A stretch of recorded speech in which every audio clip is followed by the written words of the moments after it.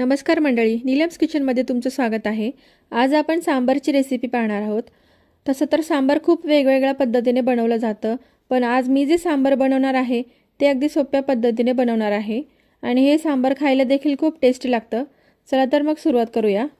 हे सांबार बनवण्यासाठी इथे मी 1 वाटी तुरीची डाळ घेतलेली आहे आणि 1 वाटी मसूर डाळ घेणार आहे। त्यानंतर याच्यामध्ये टाकण्यासाठी मी अर्धा भोपळा घेतलेला आहे, शेवग्याच्या शेंगा सोलून घेतलेल्या आहेत, 2 मोठे आकाराचे कांदे आणि 2 मोठे टोमॅटो घेतलेले आहेत। आता या सगळ्या भाज्या आपण चिरून घेऊयात। डाळी स्वच्छ धुवून घेतलेल्या आहेत। आता त्याच्यामध्ये असा भोपळा चिरून टाकलेला आहे। त्यानंतर टोमॅटोचे देखील मोठे मोठे तुकडे केलेले आहेत आणि कांदा जो आहे तो मी उभा चिरलेला आहे। त्यानंतर याच्यामध्ये शेवग्याच्या शेंगा टाकायच्या आहेत। त्यानंतर चवीनुसार मीठ टाकलेलं आहे, थोडीशी हळद टाकायची आहे। त्यानंतर 2 चमचे तेल टाकलेलं आहे आणि चिमूटभर हिंग टाकायचं आहे। आता याच्यामध्ये पाणी टाकायचं आहे। पाणी टाकताना पाणी गरम करून घ्यायचे म्हणजे चव मेंटेन राहते।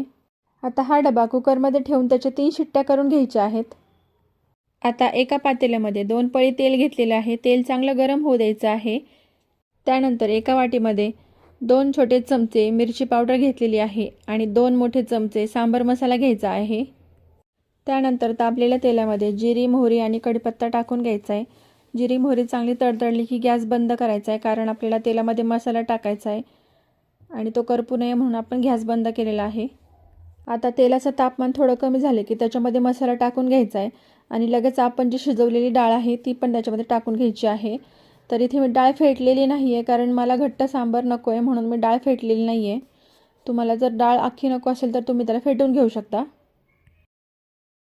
आता या ठिकाणी सांबार आपल्याला किती क्वांटिटीमध्ये पाहिजेत त्यानुसार आपण याच्यामध्ये गरम पाणी टाकून घेऊयात।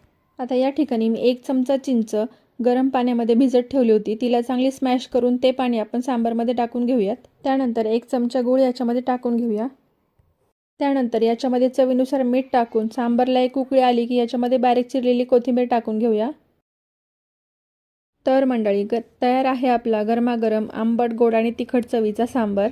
हा सांबार आपण मऊ लुसलुशीत इडली सोबत, डोशा सोबत किंवा राईस सोबत देखील खाऊ शकतो।